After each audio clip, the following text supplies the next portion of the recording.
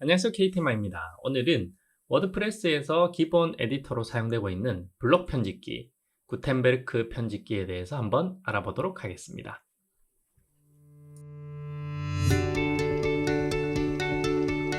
이 화면을 보고 뭐야 라고 생각이 드시는 분들은 워드프레스를 처음 접하시는 분들일 가능성이 높습니다.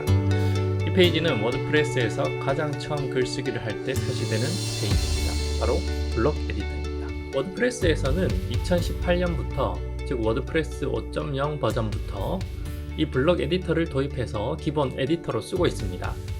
그래서 워드프레스를 처음 설치를 하시는 분들은 모두 이 블록 에디터가 설치되어 있다, 이렇게 생각하시면 되겠습니다.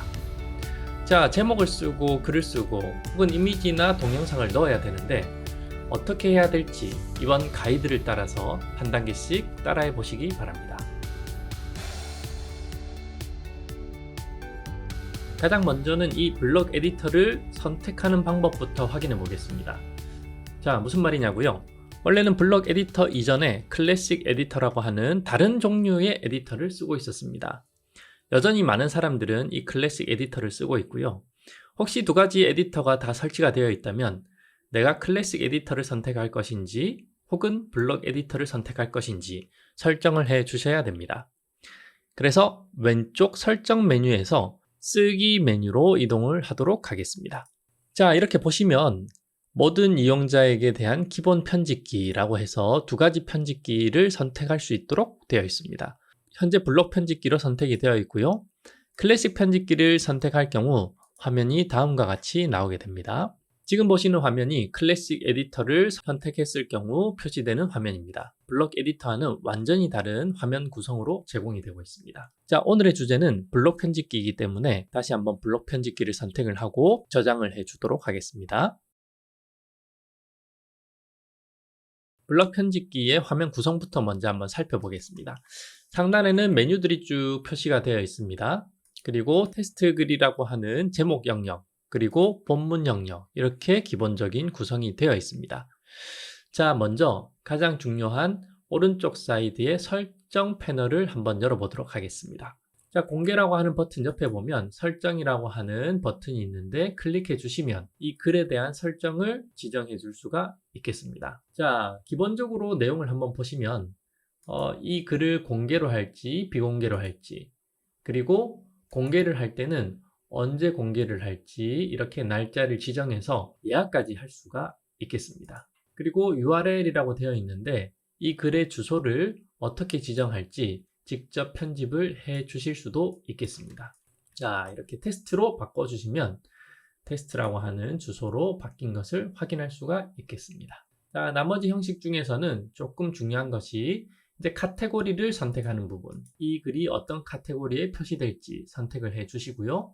그리고 태그를 선택을 해서 이 글과 관련된 연관 태그들을 입력해 주시면 되겠습니다. 그리고 특성 이미지를 설정해야 하는 경우는 이렇게 특성 이미지 설정 버튼을 눌러서 여러분들이 원하는 대표 이미지, 즉 특성 이미지를 선택을 해 주시면 되겠습니다. 오른쪽에는 이렇게 글에 대한 정보들을 입력할 수 있도록 인터페이스가 제공이 되고요.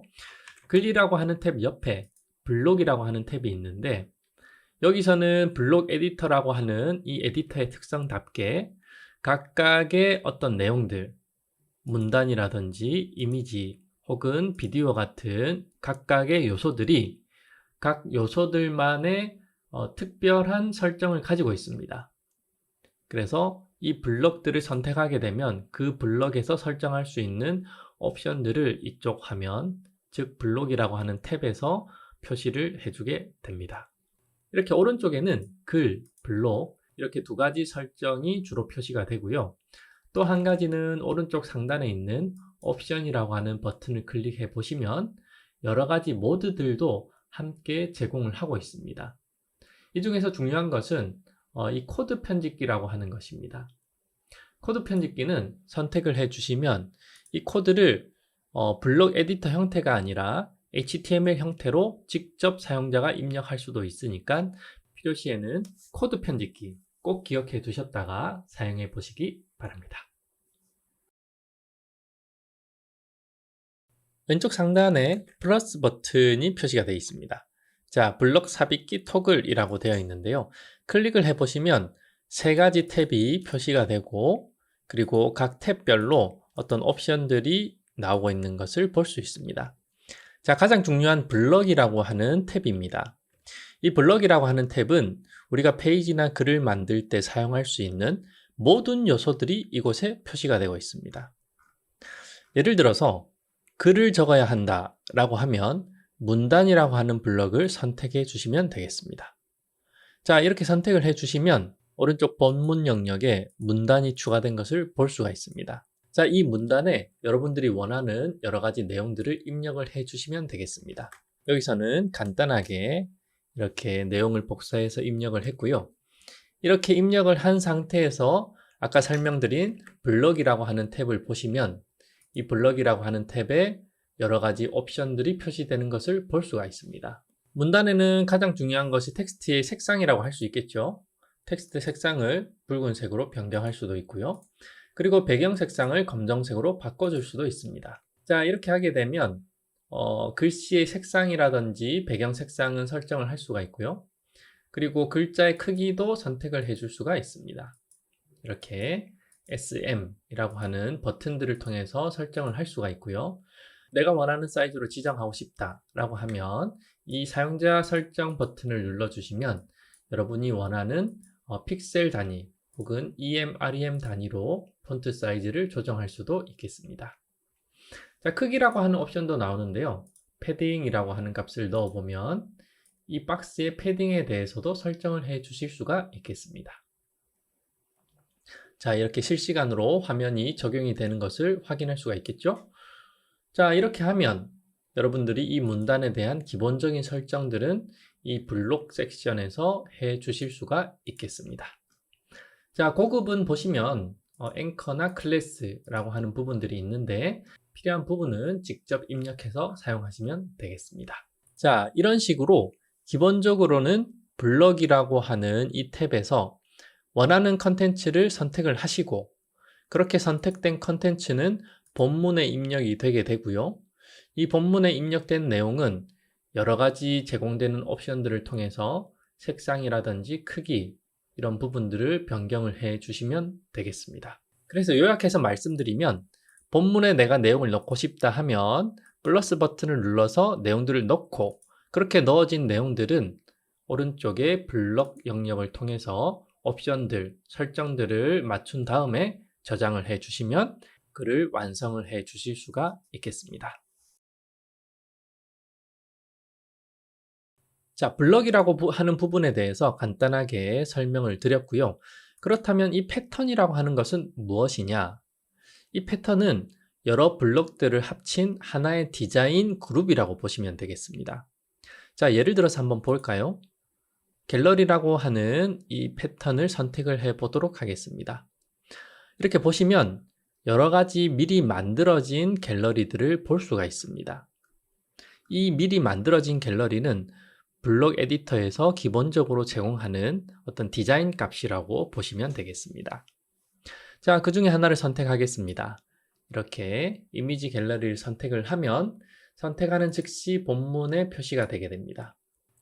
자, 입력된 갤러리를 보면 이렇게 이미지를 하나 클릭하면 상단에 관련된 이미지 설정들을 추가로 해줄 수가 있습니다. 자, 교체라고 하는 버튼이 보입니다. 미디어 라이브러리에서 교체를 해주시면 여러분들이 입력하는 다른 이미지로 교체가 되게 됩니다. 그리고 이제 크롭이라든지 외부 이미지를 업로드 한다든지 이런 부분들을 통해서 이 갤러리에 관련된 여러 설정들을 이곳 왼쪽 상단에 툴을 통해서 진행을 해 주실 수가 있겠습니다. 그리고 기본적인 스타일 외에 블록에서 제공되는 어떤 옵션들을 변경하기 위해서는 이쪽 오른쪽 블록 영역에서 설정을 변경을 해 주시면 되겠습니다. 패턴이라고 하는 것은 이런 블록들을 모아서 어떤 기능적인 혹은 디자인적인 그룹을 제공하는 것, 그렇게 이해를 해 주시면 되겠고요. 그리고 미디어라고 하는 부분이 있습니다. 미디어는 미디어 클릭을 해 보시면 이미 업로드된 여러 이미지들 혹은 비디오 파일이나 음성 파일을 선택을 할 수가 있습니다. 자, 클릭을 해 보시면 클릭한 이미지가 자동으로 본문에 들어간 것을 볼 수가 있습니다. 자, 이렇게 이미지를 클릭하면 마찬가지로 왼쪽 상단에 이 이미지에 대해서 할 수 있는 설정들이 표시가 되고요. 블록에서도 이 블록에서 할 수 있는 설정들이 표시가 되게 됩니다. 자, 그래서 만약에 이미지를 크롭을 하기 원한다. 즉, 어느 정도 잘라내기 원한다 할 때는 이렇게 비율대로 혹은 사이즈대로 원하는 형태로 크롭을 해 볼 수도 있겠습니다. 16대 10 이렇게 지정을 해주면 아래 위로 조금 좁고 좌우로 가까운 이런 형태로 이미지를 편집을 해 볼 수도 있겠습니다. 요약해서 말씀을 드리면 본문에 어떠한 내용들을 입력을 할 때는 왼쪽 상단에 있는 플러스 버튼을 통해서 블럭이나 패턴, 미디어의 내용들을 입력을 할 수가 있겠습니다. 일반적으로는 블럭이라고 하는 곳에서 많은 블럭 요소들을 입력을 해서 글 혹은 페이지를 만들게 되고요. 그리고 이미지나 동영상을 삽입하기 위해서는 이 미디어라고 하는 탭에서 이미지를 선택해서 입력을 해주시면 되겠습니다. 자, 모든 글이 작성이 완료가 되었을 때는 상단에 공개 버튼을 통해서 이 글을 공개를 해주시면 되고요. 공개하기 전에 예약을 하고 싶다라고 하시면 공개에서 즉시라고 되어 있는 부분을 클릭해 보면 공개하는 날짜를 지정을 하게 되면 버튼이 예약 버튼으로 바뀌게 되고 예약을 클릭해서 예약을 확정해 주시면 되겠습니다. 마지막으로 블럭 에디터에서 한 가지 확인해야 할 사항은 바로 목록이라고 하는 것입니다. 자, 목록은 상단에 이렇게 3개의 선으로 되어 있는 이 버튼입니다.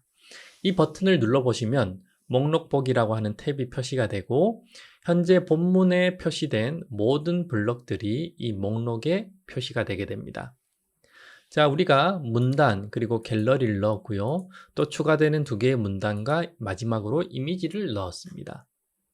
각각의 페이지를 이동을 하면서 혹은 내용을 선택하면서 설정을 바꿔주기 힘들 때에는 이렇게 목록이라고 하는 기능을 이용해서 한 페이지의 전반적인 구조를 확인하고 그 구조상에서 내가 수정할 부분 혹은 변경할 부분을 선택해 주시면 훨씬 더 효율적으로 페이지 혹은 컨텐츠 작업을 진행할 수가 있겠습니다.